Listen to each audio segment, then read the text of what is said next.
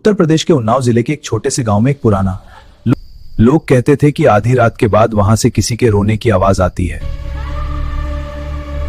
चलो हिम्मत दिखाते हैं। सच में? डॉट 12 जी है। हाँ, अरे वही है। हाँ वो देखो। दोस्तों ने झांक कर देखा तो अंदर कोई दिखाई नहीं दिया, लेकिन पानी अपने आप हिल रहा था। हाँ देखो कैसे हिल रहा है। अरे पकड़ो, क्या हुआ? अगली सुबह गांव वाले पहुंचे, कुआं शांत था, पर चारों दोस्तों के पैरों के निशान कुएं के पास जाकर खत्म हो चुके थे।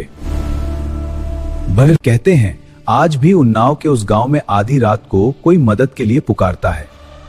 दोस्तों सब्सक्राइब कर लो, चैनल को सब्सक्राइब करना बिल्कुल फ्री है। अभी सब्सक्राइब कर लो यार।